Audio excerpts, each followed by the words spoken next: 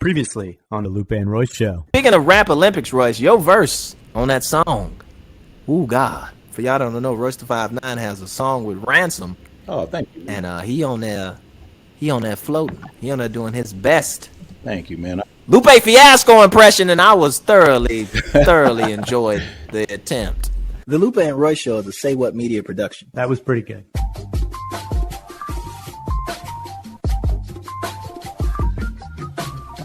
What up, y'all? This is Lupe Fiasco, and I'm feeling double professional today. What up, though? This 5 Refrigerator 9. I'm just chilling, being ice cold.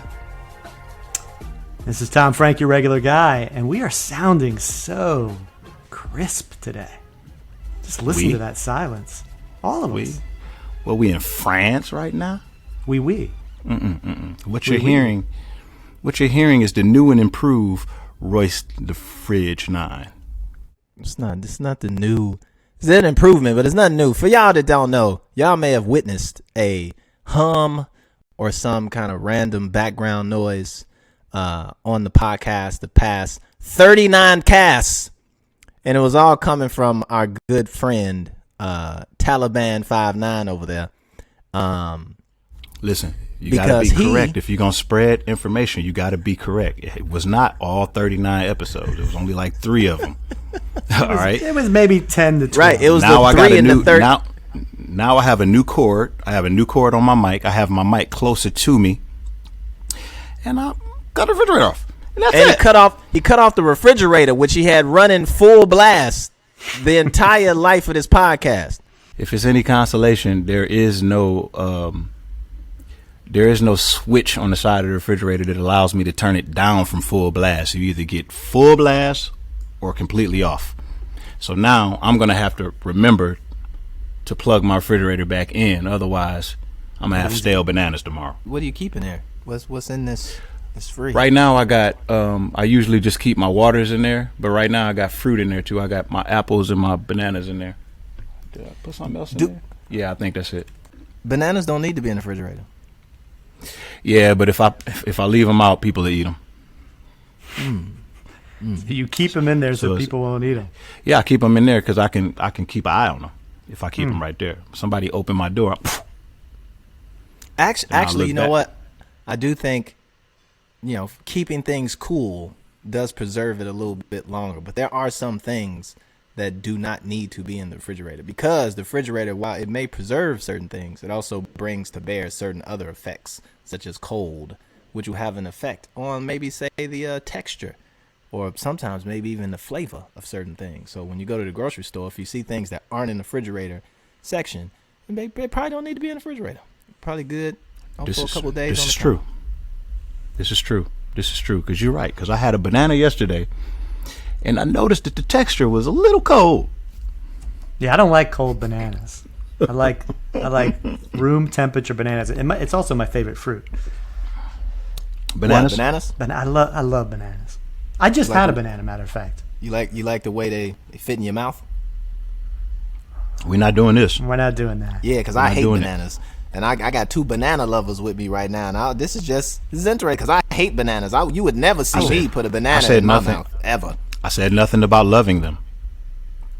But you do have them. But you enjoy a good banana. Okay, that's all I'm saying.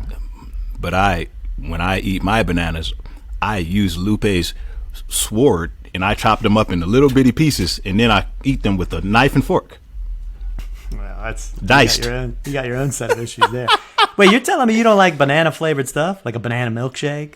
I'll do cake. Bananas I can't stand. I can't stand the flavor. I can't stand. I used to like them when I was a kid, but then I had, he had a taste bud switch that happens, right? And things that were once delicious become disgusting, and But I like plantains though, right? I like plantains. How different is a plantain than a banana? It's closer to like a potato. It's more starchy. I only eat them with Jamaican food though, so there's that. They're fried. Probably not good for you, but they're absolutely delicious. But bananas, I don't like cooked fruit. No cooked fruit. I don't think that should ever happen. How about apple? Like an apple pie? Yeah, I could apple force pie. myself, but no, I don't like cooked fruit. I hate fruits in cake, like a strawberry cake. That's disgusting. How about strawberry shortcake? That's the same thing, man. No. It's not the same thing. It's not the same thing. What do you mean it's not the same thing? Is it a cake? First, Don't commit sin. Is it a cake? Don't commit sin. No, I don't think it's a cake, even though cake is in the name. Strawberry shortcake it's like a funnel cake, and then it's strawberries on top with whipped cream. It's actually a strawberry. Wait, now do you put milk in there Compote, too? huh? Do you put milk in your strawberry? Hold shortcake? on, Royce is finna say a word that he used in a rap before. Oh, Come on. No, Royce. I don't know if I use the right word. I was hoping we can just. skip over I was that. hoping we say could it. just skim right over that. No, come What is on it and say it, called? Mr. Masterclass. It's called strawberry. You know how you can buy it's not like a spread. It's in the can because it's still Royce, strawberries. you was finna say it. I heard the first I said syllable. compote. Well, look at that. I never knew this man Is that was right? so sophisticated. That is very is it right? un-Detroit like of him, man, to be so sophisticated. Is to it call right? it a Detroit is compote. extremely sophisticated. Where you think that compote was invented? Detroit. It is, but it's compote. Wow, I am impressed. Strawberry compote. That's what it is. Yeah, you put it on top of the funnel cake, and then you put the whipped cream on top of that, and then you got a delicious, delectable treat for you and the family, and Now, wait a everyone minute. loves it. Now wait a minute. I add one more ingredient to mine. I like to put a little bit of milk on it. I was hoping we could just forget that part. No, the milk goes. What are you doing? The milk goes down into it, and the sponginess of the cake, it sucks it up and makes it a little moist. I'm not mad at that. I was gonna make fun of you, and come with all type of jokes, but I'm gonna leave that alone. I actually am not mad at that as an idea. I don't understand. The strawberry compote is already gonna mess with the sponginess. Milk doesn't have any flavor, so if you pour it on there, it's just literally gonna make it. What do you mean It's literally milk just ain't got gonna no make it flavor? mushy for no reason. No. Milk, It what are you gets talking about? a Milk nice doesn't mushy. have a flavor. Milk Milk has doesn't. a flavor. Yeah, it do. No, it doesn't. No, Yeah, it it do. What are you talking about? Milk ain't got Wait a no minute. What flavor. kind of milk we definitely talking about? Just has- Milk. Regular No. white What kind of milk? What What kind you of mean, milk? what kind of milk? Milk. Cow's milk. You mean milk from a udder of a cow? Here we Yeah. go. Don't do this. Don't do Here we this. are, yeah. Now Don't you do could this. use chocolate milk too. Don't do this. Don't do what, man? I feel like you leaning into like a vegan thing right now. I don't do it, man. It's milk. All right, and man. it ain't nothing wrong with it. All right, bro. So yeah, cows got to breastfeed too, man. Just get on under there.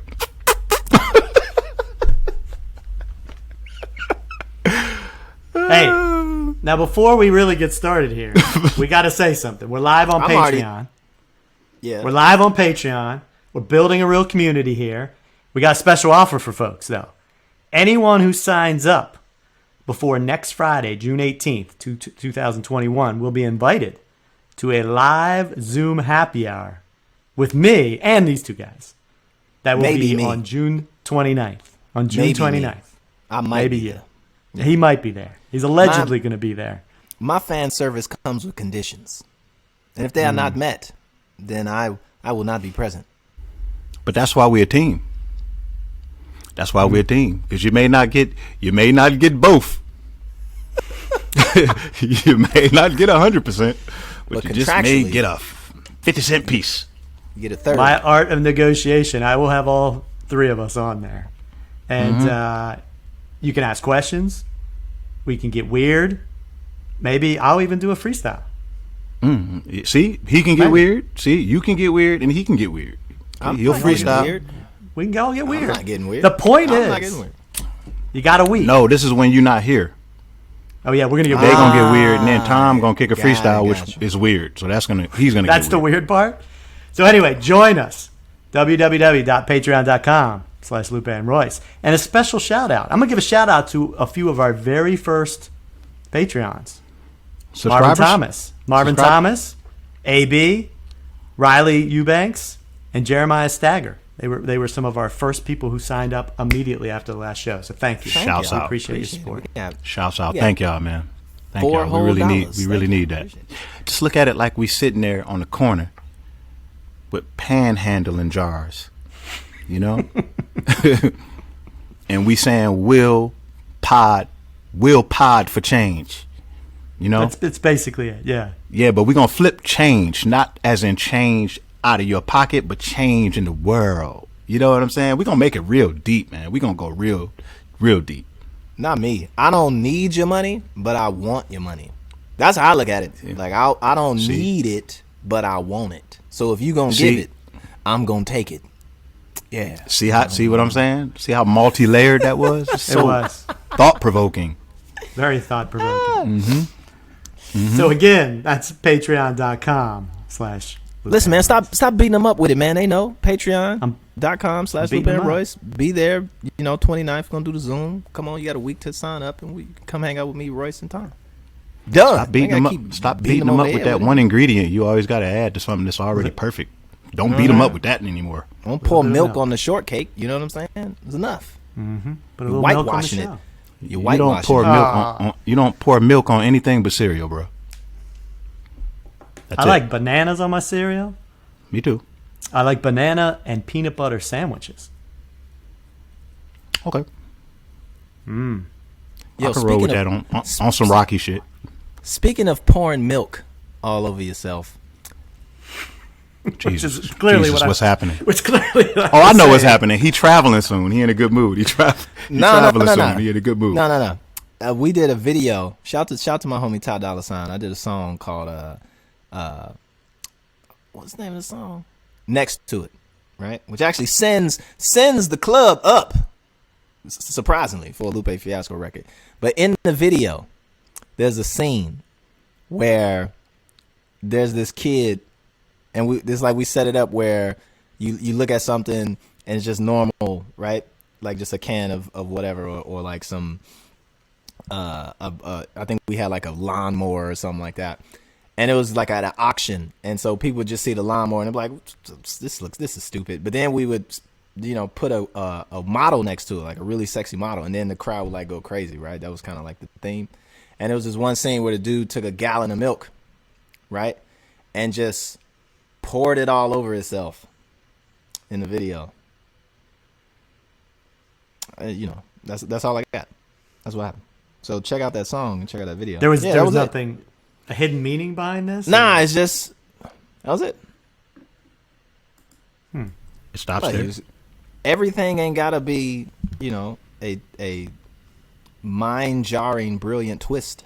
It could just be a Just a thing. thing. And It then could walk be away. just a waste of our time, basically. You're right. I apologize. What you got for us, Tom? I know it's some random. What? Shout out to Liquid Death. They sent me this hat. Look at this What's hat, that? I didn't get a hat. All I got was a sweatshirt. bro. This me right here, and I got a sweatshirt on too to match the hat. But whatever. Man. I don't like your Exactly. relationship with them. As he drinks.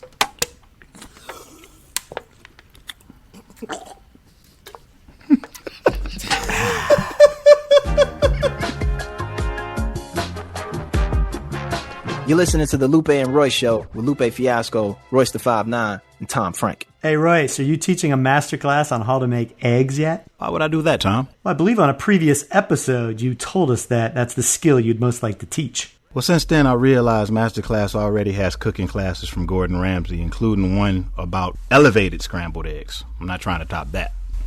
Tom, weren't you taking a class on the art of negotiation with Chris Voss? How's that working out?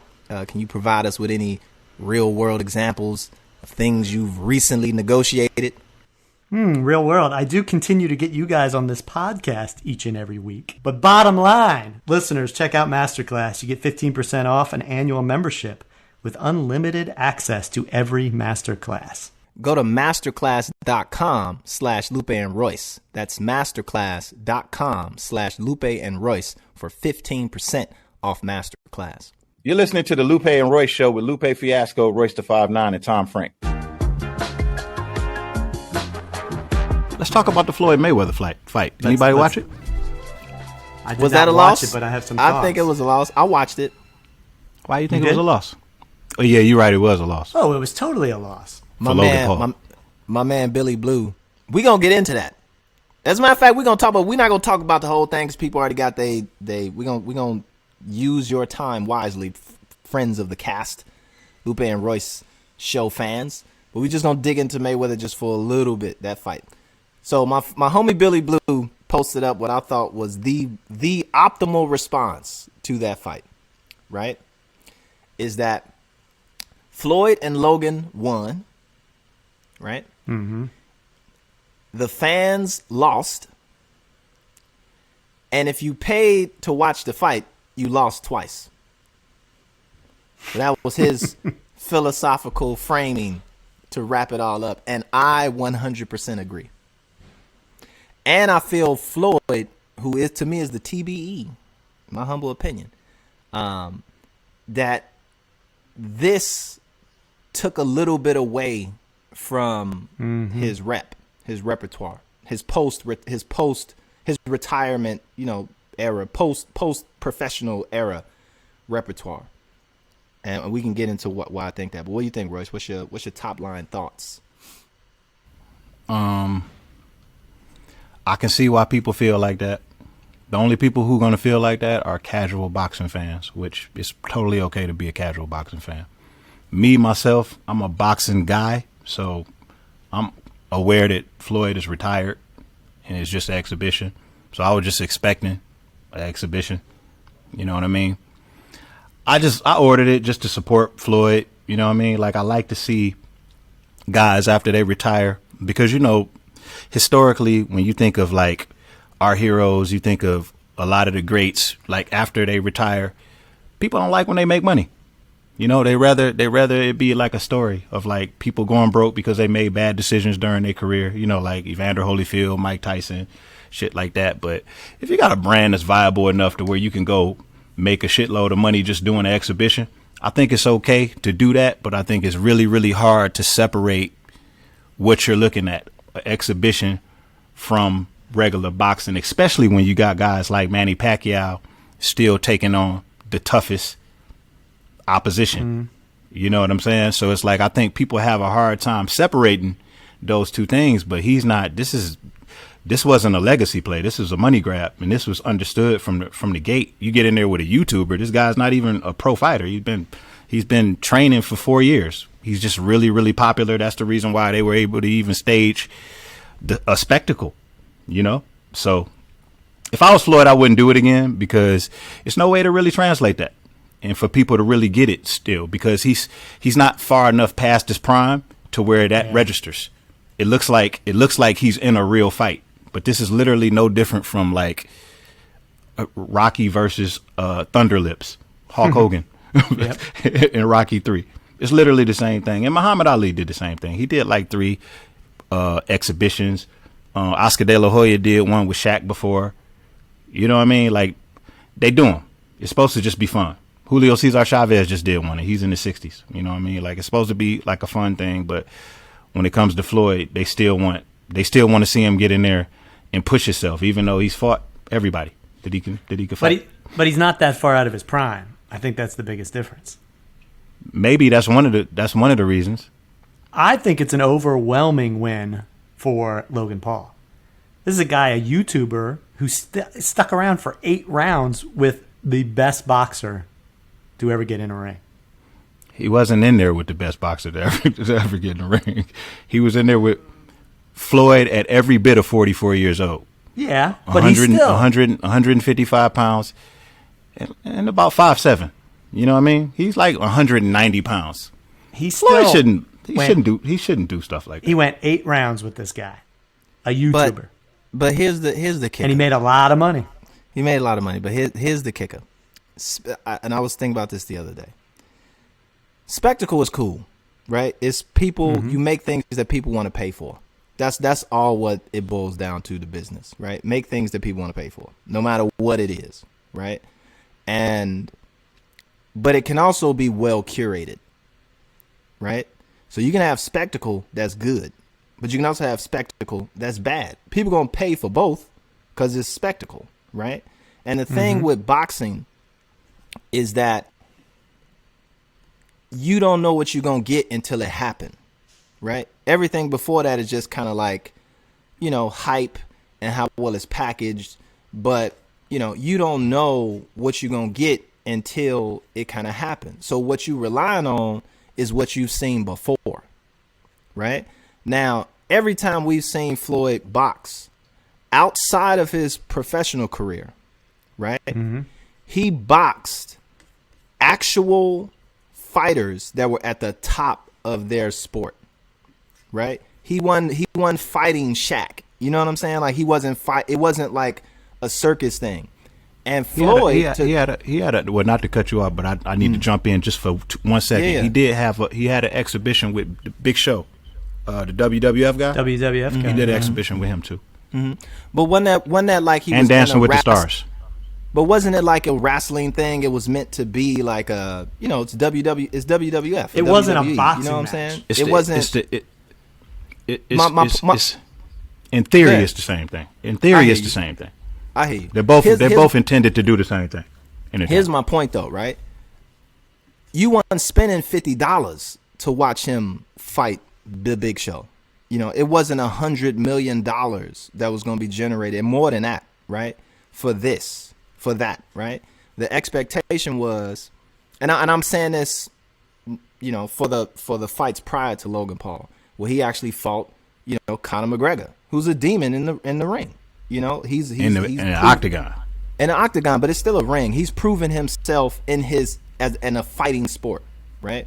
When he fought the dude in Japan was like the #1 killer, right? Yeah, but that was an exhibition too. That was an exhibition spectacle too.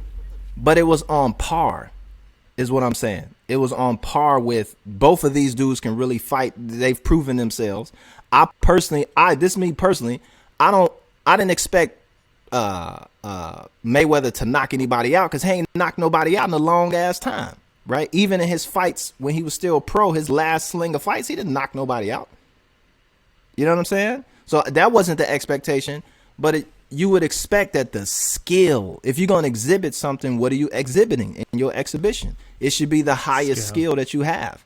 And I think Royce being one of the finest rappers of all time, but Mayweather being one of the most skilled, that's why he is TBE. He's technically one of the greatest fighters ever. And what he exhibited wasn't that, right? You just got to see Floyd make some money. And I feel like that kind of took away from, even in the fight, even if you're going to do an exhibition, I mean, you showing off your skill set. You're showing your ability to defend. You're showing off all of the things that you were taught and the things that made you great over time, whether they slowed down or a little bit degraded, but you still saw that. When you watch that fight, it's kind of, I would rather, what I was most excited for, and I'll end on this, when I seen his training videos. I would have rather spent $50 to watch Floyd Mayweather do hit pads in the ring, because that's amazing. That fight was just like what are we doing? That's just my piece. I felt like the skill set is why we respect it. If it's just about making money, then it's I feel like it was a L on that front, on the skill set front. That was it. Well, yeah, I mean, he probably just didn't impress you. You know what I mean? But I don't think he was like holding back. You know what I mean? Like it's just, it was hard to work for. To me, it looked like it was harder work for him than he thought it was going to be. He got in there with a 190-pound guy who was tall. He had to swing up. He had to swing up to land. It was very hard to land. My man was really, really awkward because he didn't have a good balance. He was real, real wild. You know what I mean? Like, he was doing a whole lot of grabbing. He just made the fight really ugly. And, I thought, me personally, I was impressed by the skill level that Floyd showed defensively. You know what I'm saying? Like, my man couldn't hit him no matter what angle he was trying to swing from. He couldn't hit him, but Floyd was just having a hard time just landing on him, because he just looked like he was like 7 feet tall for some reason. So once I started seeing Floyd was having problems just being able to really get in on him really good and land on him, but I seen where he was trying, I started walking back and forth, cleaning up the kitchen, coming back watching, cleaning up the kitchen, coming back watching, because it was just an ugly fight. You know what I mean? But I don't think he held back and was just like, I'm gonna get this money real quick. I think if he could stop him, he would have stopped him. And I think if Logan would have fought, see, there's a way to fight where you could fight not to get knocked out. You know what I'm saying?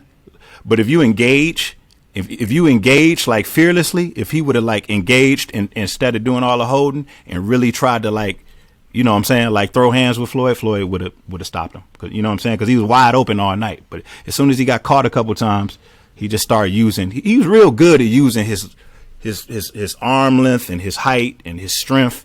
He was real good at that, and you can tell he was real strong. Like a heavyweight, man. It's like a heavyweight. You don't think in any of those... The Conor fight was real awkward too, man, because it's just like it's two different kinds of like styles of fighting. You know what I'm saying? Like even Conor's power. Conor is a bone crusher in the octagon. Like he hit people and they just fucking melt. You know what I'm saying? But it's something about when they get in the boxing ring. I don't know if it's the way that they get taught how to punch. It's the technique.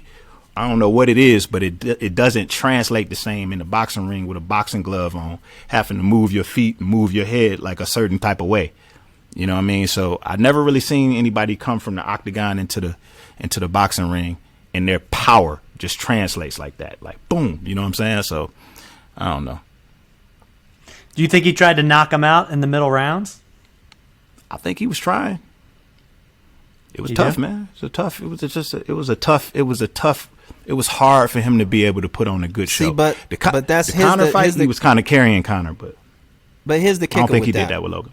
I gotta stop saying here's the kicker. But here's why my kind of critique of that, right? Like, bruh, it's 7 foot people that you can spar against, right? That ain't no excuse. Like there's a range of people that can come in and out of the ring, especially if you're doing a fight and you understand that that's your opponent.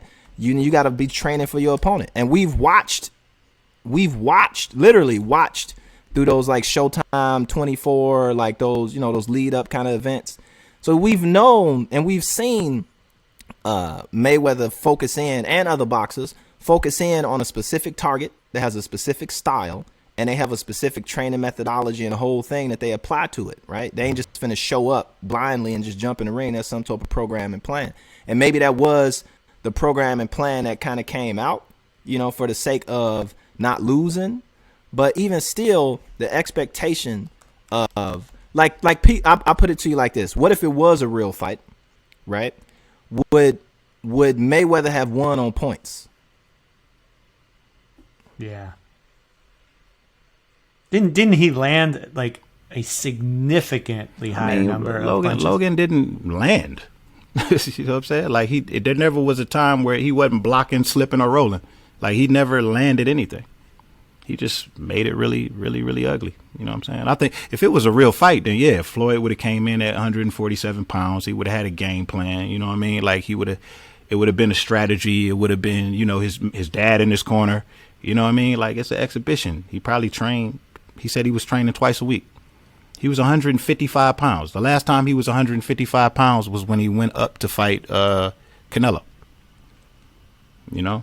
So, I mean, I don't want to say he didn't take it serious, but I don't think he took it like a fight.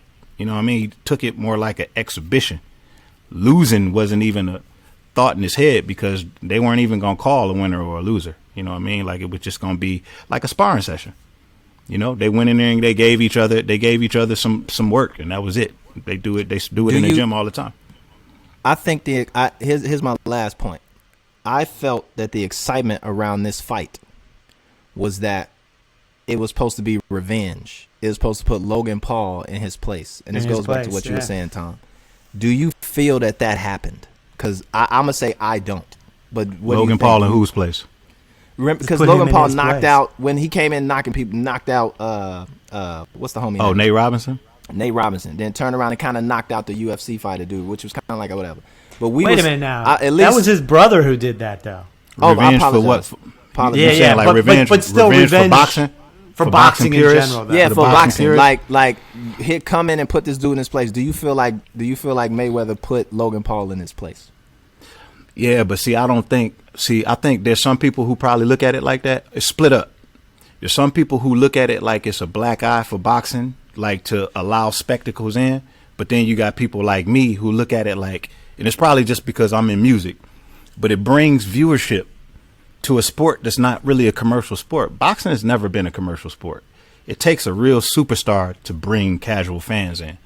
So there were real boxing matches on this card. Like Badu Jack is a real fighter. Jarrett Hurd, he's a real fighter. You know what I'm saying? So I think the future of boxing should be like Earl Spence and Terrence Crawford. It's difficult to make that fight right now because of money.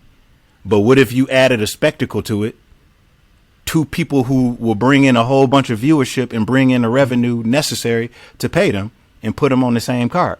Now the fans, the purists, are getting the fights that they want to see, and the casual fans get to be entertained by whoever they just happen to follow on YouTube. It's no different from when I was complaining. You talked about that a few episodes ago. But, I mean, in all honesty, do you think the majority of people who watched this fight was watching it under the pretense of, you know, I want to be introduced to boxing, right? I want to come in and be presented with, like, people throw around, this is good for boxing, right? Because it's bringing these eyes to the thing. Do you think the majority of people who came and watched this fight are going to carry on and watch anybody that was on that undercard, that are going to carry on and watch any other fight? I feel like a lot of people watched it because it was spectacle, but there was a narrative that Floyd Mayweather's going to come in and show who's who, what's what all the time, right? And then go back to his cave. Like, I don't feel that happened. Like, I feel like that's a potential kind of like little win that's in there, but I don't believe that it was good for boxing. That's just I don't see that being the thing, especially after the fact, the performance that was put on and kind of the sentiment, even with boxing fans who look at it like, what the fuck did I just watch? You know? Yeah, I mean, especially when you're looking at the comments afterwards, you know what I mean? Like, you're looking at people commenting on it, like Canelo, real fighters commenting on it, cracking jokes, you know what I mean? Like, it becomes like a meme, you know what I'm saying? I don't think it was a win for boxing. I just don't think it was bad for boxing. I don't think it was anything, but there certainly was a platform there for somebody to become a superstar. Like, if somebody had, like, if Jarrett Hurd or somebody would have put on some dynamite performance that just got people's attention, they most certainly will go back and watch again. You know what I mean? Like, people would want to be entertained, you know what I mean? But people don't have to tune into anything. You know what I mean? Like, you very much so have to win them over. But you know, Lou, like, the power is in getting people to come to the table and watch for whatever reason. And then you got to win them over. You know what I mean? Like, I've been on Eminem stage plenty of times, on stadium stages. You know what I mean? Some people will go buy my album. Some people will just check me out on his album. You know what I'm saying? Like, it just depends on how I do. You know what I'm saying? Like, how much I rise to the occasion. You know, some people aren't meant to be straight up hip hop fans. Some people don't love the culture. Some people just love me through Eminem. Some people just only know Eminem, and that's their view of what rap is. You know, everybody's not like a hip hop purist, a culture purist, but his presence in hip hop definitely. The upside to it is it brings in a lot of casual viewership. You know, the downside to it is it inspires a whole lot of corny rappers. But that's a whole nother conversation. I think it's absolutely a win for boxing. Like, if your goal is to get viewership, we're talking about it right now. Like, we wouldn't have talked about it if it was probably a normal fight. If it was a normal Saturday or Sunday night, whatever it was, we wouldn't be talking about it right now. We're talking about it. We just spent 30 minutes talking about this. I think it's actually great for boxing. Mayweather versus McGregor was fantastic, right? I got that. I don't ever get boxing matches. And now, all of a sudden, I have a little bit more curiosity about boxing. I think it's fantastic for the sport. I think they should keep doing it. And I think. Did you watch a boxing match in between Canelo and this one that wasn't spectacle? Yes. There hasn't. Here's what I did. When I flipping through the channel, I stopped. Right? The kids watched the Mayweather McGregor fight, and they actually like now have a little bit more of an interest because it was so. That one's a different one than this one though, because that was two fighters. Like, that to me was a little bit more interesting than this one, which was kind of a little bit more of a exhibition. That was an exhibition too, but these two guys legitimately were great fighters. So that was a little different, I guess. But I still think it's great for the sport. Did you guys watch any of the undercard with Chad Johnson? I did. How did Chad Johnson do? He got knocked down, but He did good, man. He did really good. For a first-timer, he did really good. I was really impressed. But he's really athletic. He moves his feet really well. At the very, very beginning, I don't know if he's left-handed or right-handed, but he was standing southpaw, and he was jabbing with his right hand, and he was popping that motherfucker. The jab is really good. It just only lasted for like 15 seconds. You know what I mean? And he the just rest got was worn just out him. quick. It was just him, you know, like in boxing, like you may have a few tools if you're not like experienced. And then, you know, once you show those couple tools, that's kind of like it. You just showed your hand. You know what I mean? So from there, you kind of just getting stalked. That's kind of like what happened with actually with Nate Robinson. He didn't have a tool. But yeah, Chad Johnson was just pop, pop. He was popping the jab. He was moving really good. And then my man just eventually just caught up to him. But he did real good, man. He did good. And he got up. He got up after he got knocked down. I respect anybody who's willing to get in there, especially somebody with with their own legacy in their own sport, kind of like on the line a little bit, or at least it seems like it's on the line. But I don't think it'll affect Chad's legacy. Nate Robinson is a different story. No, it's not going to affect Chad Johnson. Ocho Cinco. Where does this go next? Do we continue to see bouts like this? What happens to these two guys? What are they going to do next? Who? Jake Paul and Logan Paul. Tyron? Jake and Logan Paul. Mm-hmm. Well, Jake is fighting Tyron Woodley next. When is Tyron Woodley is a decorated MMA guy. A decorated MMA guy, and they've been like having words back and forth for a long time. And I was surprised when Jake agreed to take the fight. I was like, oh, okay, so he's trying to push himself, because in the octagon, definitely Jake Paul would be. But they're not doing it in the octagon. They're not. Yeah, it's a boxing match. They're doing it in the boxing ring. They're doing it in the boxing ring. So I'm curious to see how that's gonna go. Tyron is a beast. He's a beast in that octagon. Former champion, top tier MMA guy. But he's more of a. If I had to nitpick his style just on some fan shit, I would say he's he's more of a grappler than he is a striker. You know, he's a like pick you up, throw you down, beat the shit out of you type. You know, he's not really like a dance around. You know what I mean? Like throw hands. It's more like a boom, boom, boom, boom, boom, fuck you up real quick, get you out of there. Which he won't be able to do in this. Nah. Yeah. I don't really understand taking exhibitions that take you out of your style. And for, that's just, it's cool to see. And if it's a meta narrative that's attached to it, it's cool. But I don't understand why, what's the point or what you're trying to prove in a fight. Now, if you had two fights, that'd be different. Let's have a boxing match. Then let's have a no holds barred situation. And we could really see what's going to happen. But just to kind of take away somebody's grappling, who's known for grappling, right? Or take away and vice versa. Like to put a boxer in a situation where they've never had a leg game or a ground game, putting them up against somebody who has that, like, I just don't. Why they're doing it, bro. Ego. It's exactly like looking and listening to a super skilled MC who's adored for that, and then he just sees all of these people dumbing down their raps to be on the radio and making all this money, so they make their radio song.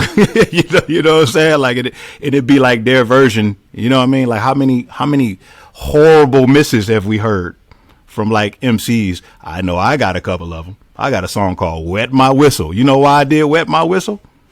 Because I was trying to get some radio spins. You know what I mean? Because I thought that was the way to go. Commercial. You know what I mean? Oh man! I had the R&B singing hook on it. I had the singing hook on it. You know what I mean? See, but here's why I push back a little bit. And we could deviate out of boxing and talk about something else, right? But piggybacking on that, I don't necessarily agree with that. For me personally, like, I think that as an artist, like, there's rappers and then there's artists, right? And I think all rappers should be artists.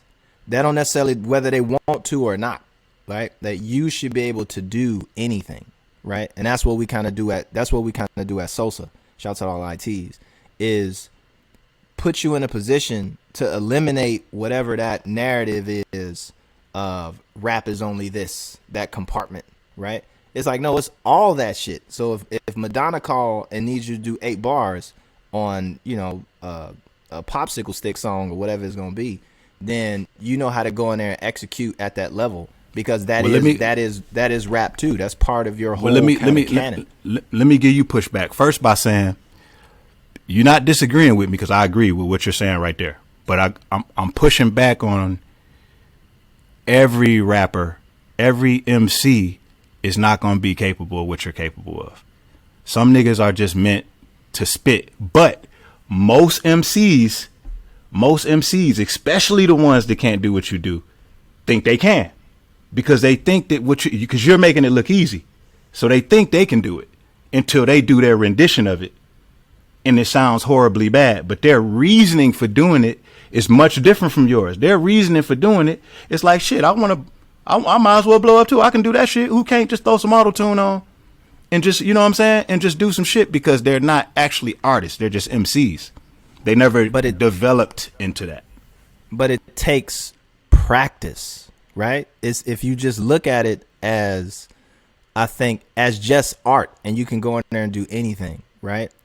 People lose out. Or if you look at it as just rap, anybody can rap. Like, nah, man, take practice. Like, you have to write 9 or 10 of those. You the same way that you sit and try and write a bunch of bars, punchlines, and all these interconnected chains and this, that, and the third. You need to do the same thing with trap records. You need to do the same thing with high BPM records. You need to do the same thing with low BPM records. You got to use words that are difficult to pronounce. You got to use words that are easy to pronounce.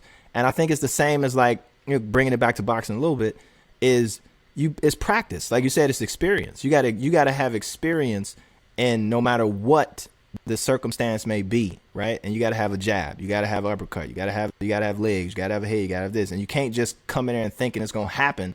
Like, you actually gotta do it and do it. And I think that's what separates it, is like, I'm not mad at that for whatever the reason is, right? Like, I want to be rich, I want to be famous, I want to be whatever, I want to follow behind dude.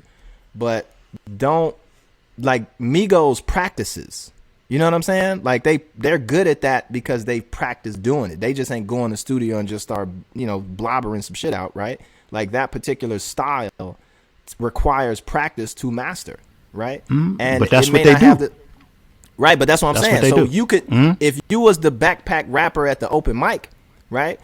You can do the same thing, right? And it wouldn't be I wouldn't look at it as like, oh, you trying too hard, or nigga, that shit is whack. It's just that you got to be able to go in there and execute at the same skill level that they do in that particular space, right? So what would it take? What would it take? 10 different spaces. So what would it take for them to rap on a backpack level? The same thing. Right? Exactly. The same thing. You got to go and practice in that space, and it may take longer, right? Because the standards or the requirements to be backpack are way different than what the standards and the requirements may be. But not to say that it's, I mean, we're talking about like different little techniques and different ways to ride the beat, and understanding this and understanding that and understanding melody and your tone and blah, blah, blah, blah, blah.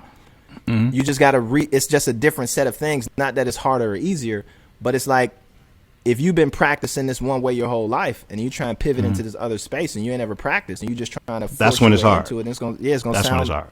It's gonna be strange. That's when it's hard. But you may need to get, let's say, if like killing the cipher at the BET Awards became the biggest thing for you to do as an artist. Everybody would crowd that space because everybody wants to be the biggest thing.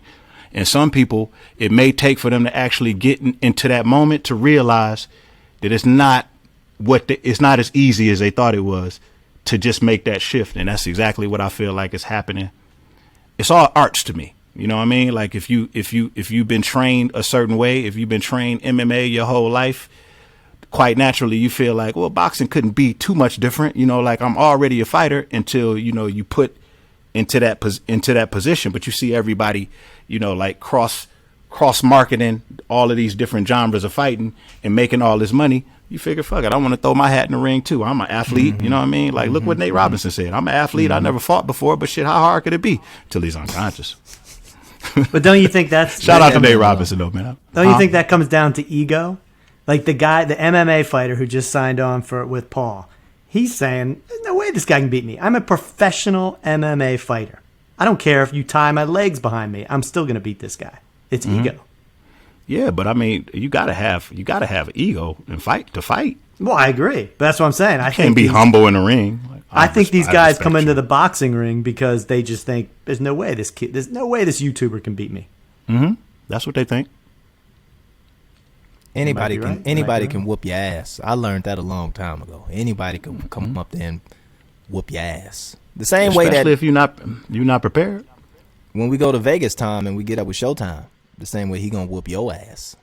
Oh, hey, but you just made a point there. Anybody can whip anybody's ass. Oh, you hear that, Showtime? You hear that? He said anybody can do it, Showtime. I suggest you punch him 3 times and then 3 more times. Then I'm give not him a even little here. Space and punch him. I didn't say anything. I just made a comment. I'm not here. You're listening to the Lupe and Royce Show with Lupe Fiasco, Royce da Fridge9, and Tom Frank. It's official, fellas. The Lupe and Royce Show is now on Patreon. We have 3 different membership levels designed directly for fans of the show, providing a space for bonus content, priority shoutouts, and responses to your questions. Plus, we got perks like discounts, merch, and early access to news and announcements. If you are listening or watching right now, go check it out at www.patreon.com/LupeandRoyce. That's Patreon, patreon.com/Lupe and Royce. You're listening to the Lupe and Royce Show with Lupe Fiasco, Royce da Fridge9, and Tom Frank. So look, man, let's talk about something. You want to talk about something serious?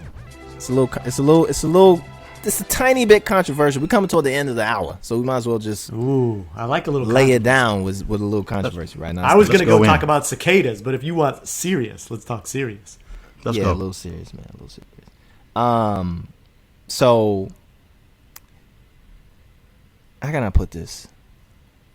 So shout out to my bro, Lil Durk. Condolences to him. For y'all that know, Lil Durk lost his brother a few days ago in a shooting. Actually, in the city where I went to high school, Harvey is right outside of Chicago. And you know, it just got me to thinking. You know, Durk has lost so much through his career. Being pulled from him and people getting caught up in certain situations. And I'm not gonna speak deeply in it at all, and that's not the case, but this is the thing that kind of generated this idea that I had, man. And I was also watching something about the violence in Chicago, and there's these something that's been going on for years. It's called the Interrupters. So I know one of the women who are part of it very deeply. She's one of the daughters of one of the biggest gang chiefs of all time in Chicago. And that's normally what it is. They'll get these kind of ex-gang folks with a lot of kind of credit to come in and try to solve some of these issues. Get into the beefs. Figure out who's beefing with who, and basically get in the middle to try and interrupt it. And that's what they call it, interruption. And the city just kind of recently, I think a few years ago, put some money into it to make it a little bit more of a professional kind of thing, right? Versus it being just like they invested in it. And it one of the issues was that it's the returns, like the murders kind of went up, kind of a situation. So the question from some of the politics was like, is this thing really working? These kind of initiatives and stuff like that. And somebody said something, and they were like trying to use that as a one of the excuses, like, it's not working, we should take their money away. And then, somebody else, well, you should hold the police to the same thing, right? Because the murders went up when the police was on watch too. So that kind of proves the point, that money may not be able to heal this kind of situation, no matter who's in charge of it.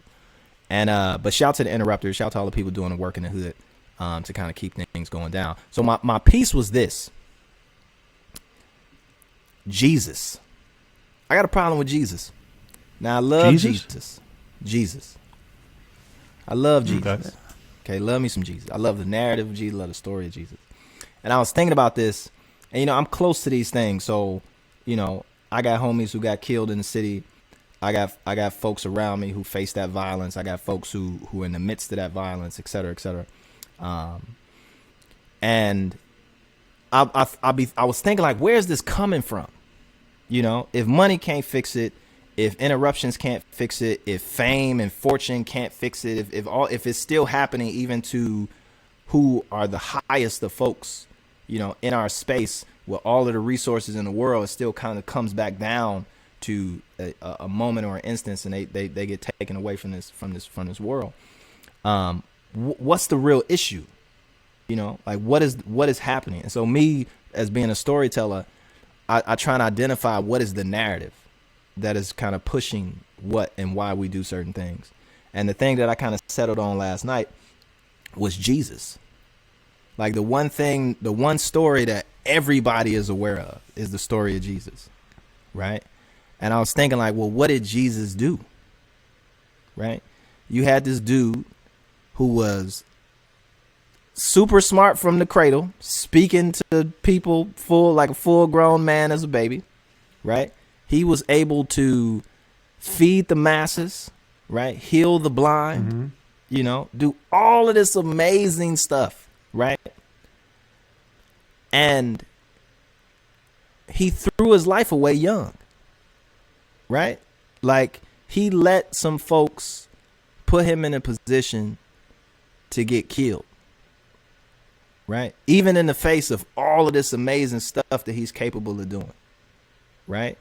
It was more importance on, like, nah, I'ma just down this little petty thing right here, right? He could have left. He could have ran away. He could have kind of moved to another city, right? He could have moved to Atlanta. He could have moved to LA. He could have put himself in a specific space around a specific set of people to protect him. Remember, he told the one homie, don't bring the swords. They could have brought the swords to kind of fight back on the charges, like, nah, and all that. And I was just thinking, like, that narrative of, you know, I'ma just die, right? I'ma become the martyr in the face of this situation, right? Versus all of this stuff that you can do. Just imagine if Jesus lived to be 60 or 70 or 100 years old, how many people he could have, you know, healed, and how many fish and bread he could have, how many fish sandwiches he could have made, and, you know, all of that stuff. And I thought about it real seriously last night. I know we tend to joke a little bit, but I really thought about it seriously last night, and in the face of D-Thang, rest in peace, and some other little events. And it was like, man, we need to change that narrative. You know what I'm saying? Like, that meta narrative. Of course, do the tactical stuff, do to this stuff, but there's other narratives in our lives. And it's for white people, black people, everybody around the world. Like, that narrative of, like, just throw your life away, you know, like, that's super whack, you know. And for me, it just touched on me, and I just wanted to share that. I felt inspired by the Holy Spirit to share that as kind of like cannon fodder for conversation. That Jesus narrative and what role does that play in the violence that we see in our communities? You know, you see people walking around with Jesus chains and crucifixes and all this stuff.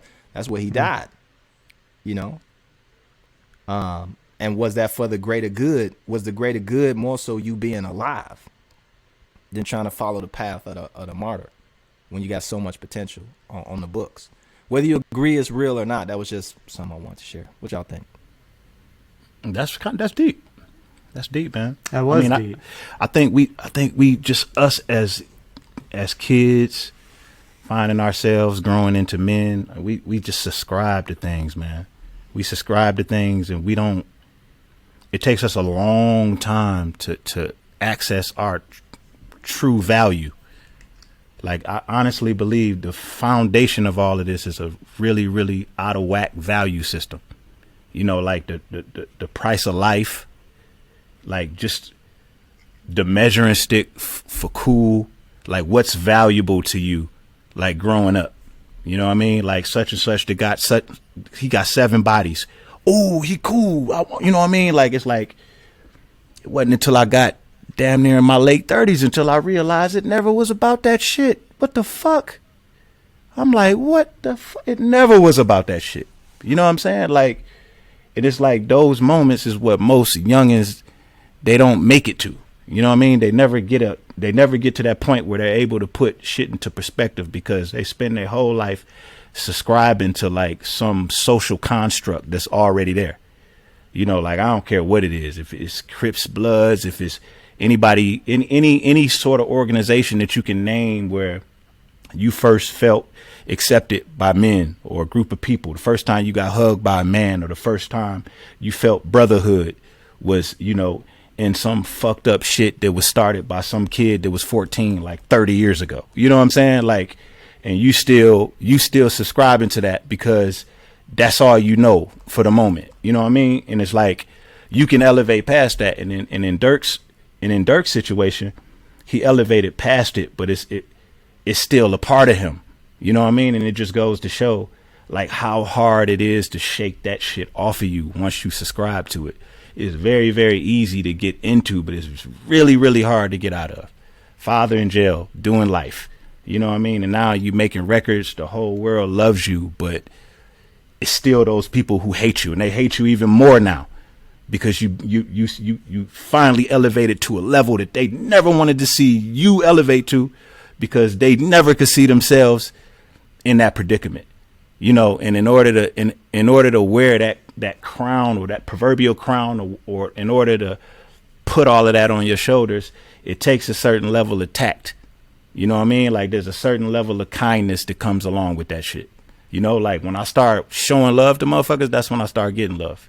I fought for a long time.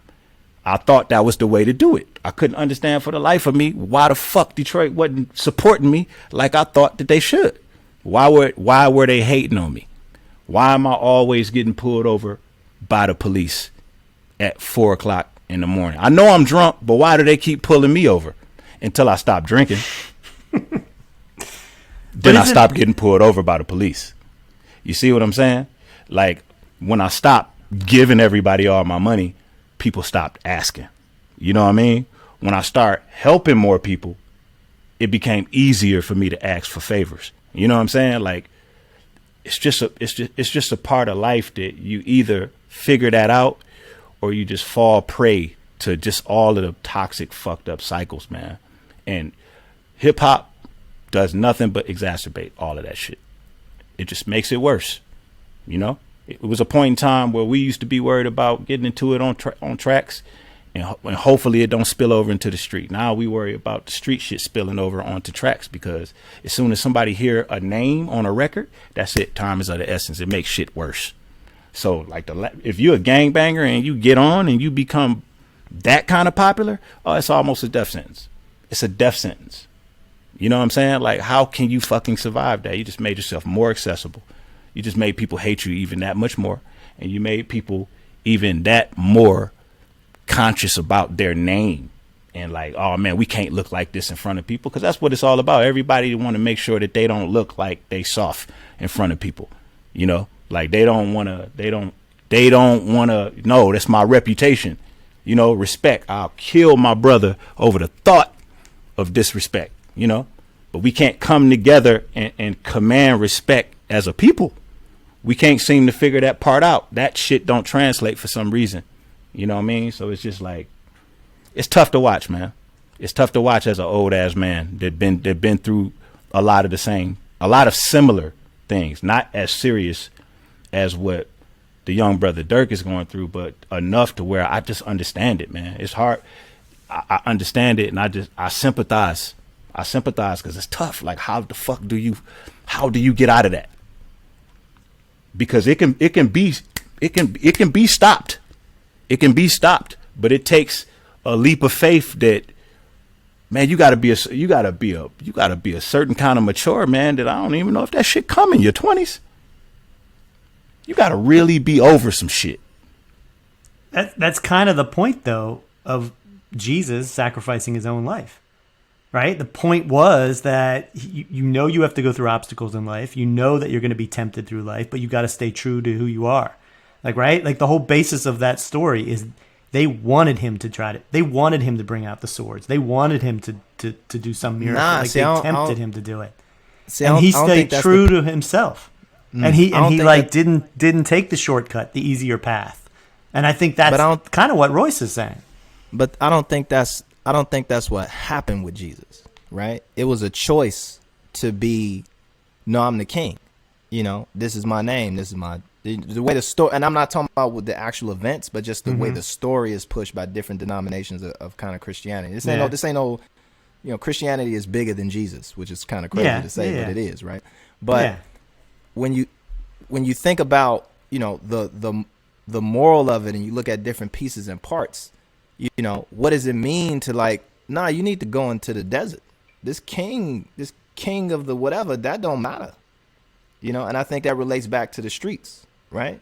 It's like you want to be the king of the streets, you know, knowing what that come versus looking at, like, bro, look at your hands. You can bring people back to life according to the stories, right? You can literally bring people back to life. Why you tripping over whether they think you God or not, right? Or they think you the king or not, or you the prophet or not. Like, why does that matter, right? If you got all this potential to help people now, right? Because we don't know about the hereafter. We talk about it, but don't nobody know. It's to your point, Royce, it's a leap of faith. But you know what's here right now. You know who's blind right now. You know who's the lepers right now. You know who your enemies are right now. You know the services you can provide to people right now. And all that kind of gets, you see more about the cross and his death than his life. And if it's mentioned kind of as an aside. But what's most important is, what's next? You know, the stuff you can't see. You know, that thing over there versus what's going on right here. You know what I'm saying? And I'll be thinking about that when it comes to, like, cars, you know, or like, you know, this is what you can potentially get after fame. You know what I'm saying? Once you make it through, like, it's almost like the material possessions of this world, which niggas get killed over, be like heaven when you put it in a religious context. And it's like, don't worry about the now. Don't worry about the cost of what that car is going to bring, or don't worry about the cost of what that chain or that tour that you did, or that bank account, or you showing all your money on Instagram. Don't worry about that, right? Worry about having the next Rolls Royce truck or the next this, no matter what that brings. And I just feel there's so many parallels. I could be wrong, and I would love to have a theologist major on here to kind of, you know, talk through this with and come up with different angles of the story. But from what I understand, you know, that's what you see. You know, that's what comes out. Like, don't worry about this life. Worry about the next life, right? But the next life not even proven, you know, and you step over so many important, tangible things that we have in this world, appreciation for the life and the services we can provide to other people, you know, that sometimes, you know, it may be worth, you know, putting heaven to the side for the moment. You don't realize it's bigger than you. You think it's all about you. You think it's all about you because people place you to such a high regard. You know, you being worshipped to a degree. You know what I mean? And like the last lesson that you learn after all the lessons, if you survive to the last lesson, is the responsibility that comes along with being blessed to be in that position. Like, you don't get to choose. You don't get to choose whether you are a role model or not. You know what I mean? Like, that's not your choice to make. So, and then like we young, black, and then thrown into fame with no information. So everything we learning is by trial and error. So everything that we are chasing, that we think we want, we have a picture in our minds of what it's going to do for us and how we're going to feel and how things are going to be when we get those things. But we got to actually get them to realize that nothing we thought was correct. That's the Rolls Royce truck. That's the fame. That's the rich. All of these things that you think is going to fix everything until you get them. And then you realize, damn. So you actually got to go broke to learn financial literacy. You actually got to buy a bunch of stupid shit to realize that it's just a bunch of stupid shit. You know what I'm saying? Like, you got to actually have sex with a bunch of stupid women to realize that it's just sex with a bunch of stupid women. You know what I mean? And your wife actually got to, like, leave you for a second so you can be alone, so you can realize how important it is that you have your wife. You know what I mean? Like, all of these things got to happen to you in order for you to learn these things. And then once you're comfortable enough in your own skin to be okay with the way that people are responding to you not subscribing to these things, then you can go to the next level of the responsibility that comes along with that platform, and the fact that it ain't free. It's not free, bro. You owe. You know what I'm saying? Like, you owe. It's a reason why you were chosen. You fuck that up, you lose it. You know what I mean? You suffer great loss if you mishandle it. You suffer. You just suffer until you figure it out. You know what I mean? And I think that's kind of like how it goes. And I just hate the fact that we don't have mentorship like we need. You know what I mean? Like, I made a whole bunch of dumbass decisions I know I didn't have to make.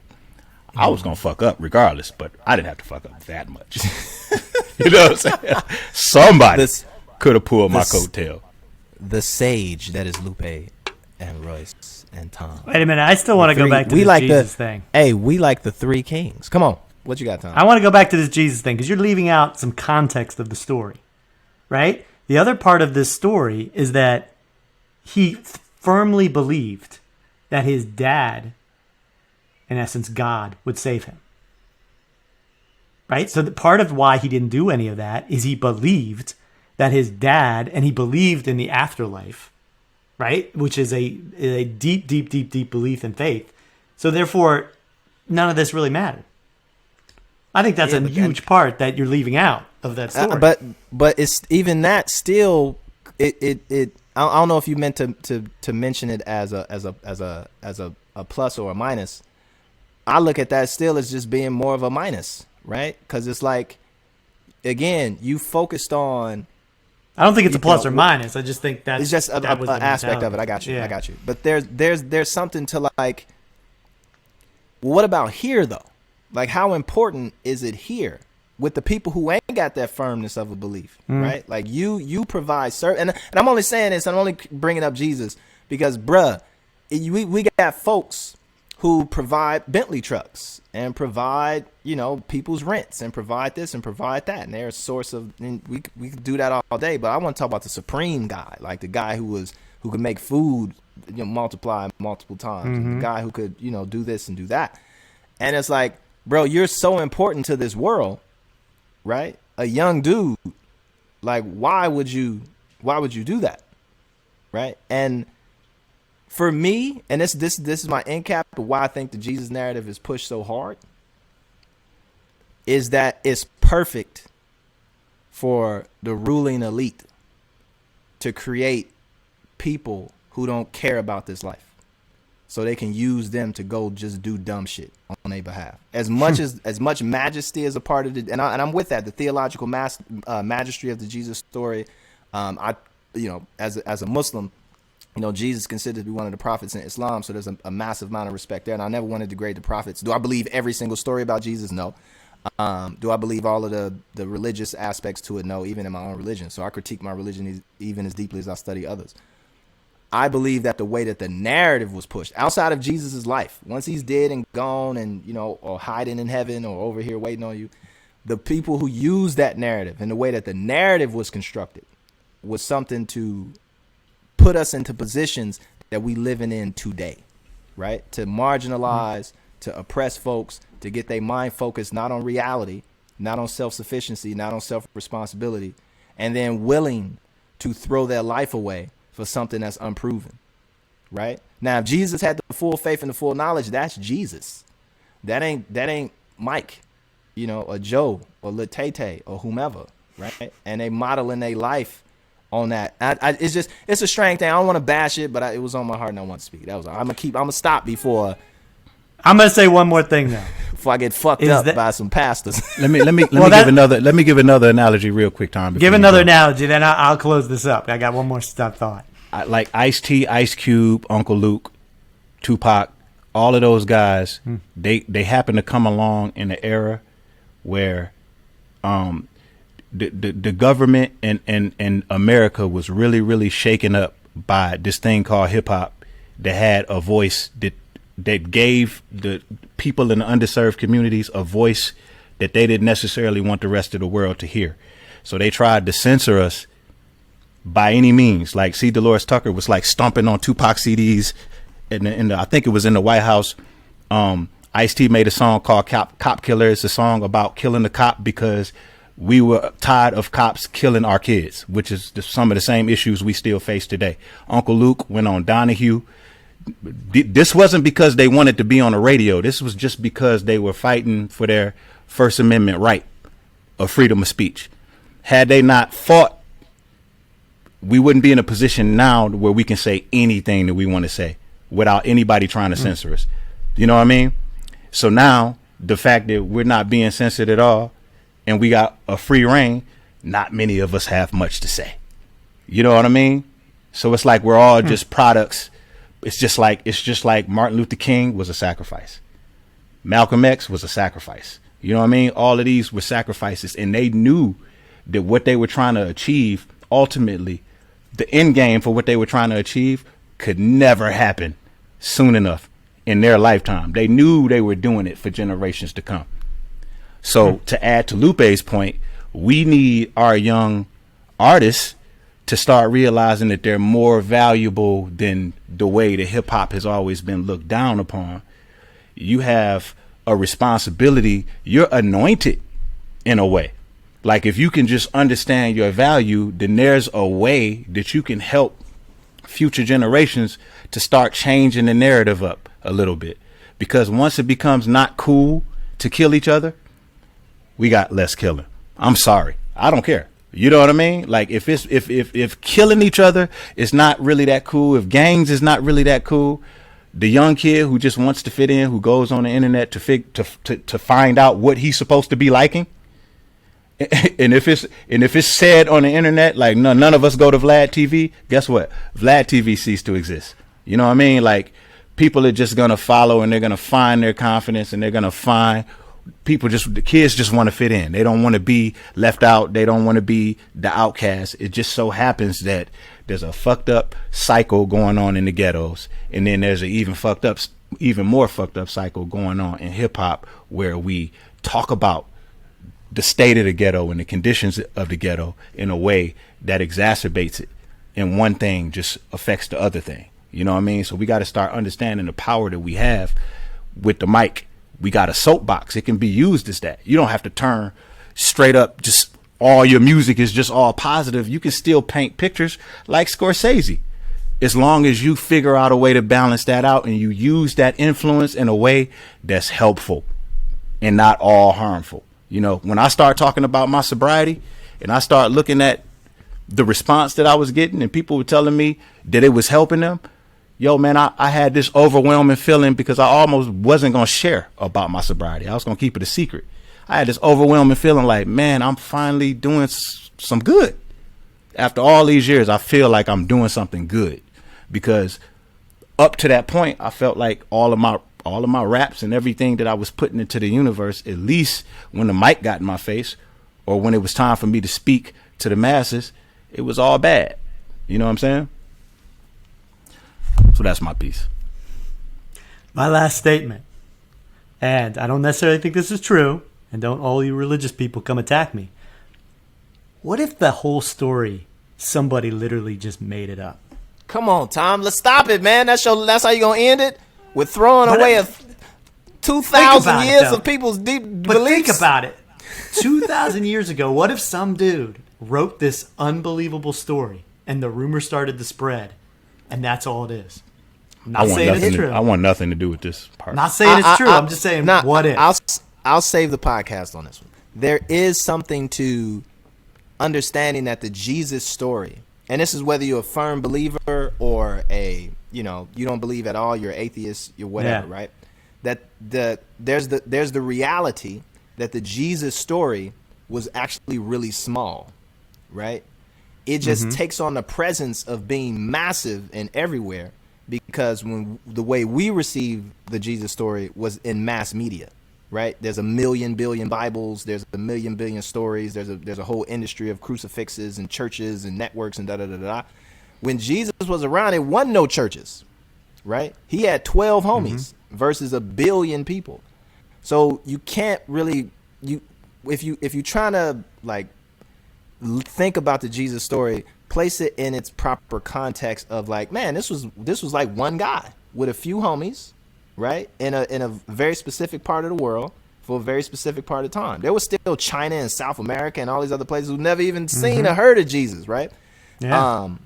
So his story was really small, and that's not a critique, right? That's not like a plus or minus, like you said before, just adding a little context to the space. So what's most important is not the Jesus story, right? Whether the details are true or not.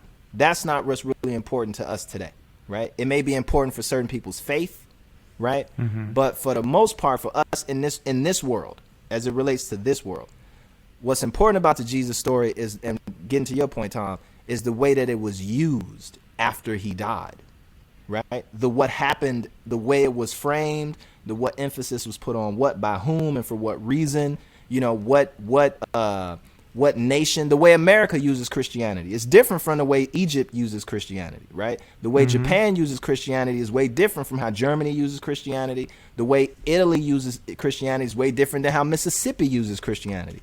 But we're all kind of interfacing with all these different usages and emphasis of the Jesus story and the Jesus narrative. And all of it ain't going to be good. Like the story itself isn't going to be 100% pure, right? It deals with a person's death, right? In a suffering manner, etc., right? So it's how those details have been used, whether they true or not. And you could do the same thing with a cartoon that you know is 100% fake, right? But you can take the narrative in that cartoon and start to use it and push it and massage it and embellish it and emphasize it and promote it in a certain way where you're going to get real world results, right? People buying shit or killing each other or doing this or doing that based on a cartoon, right?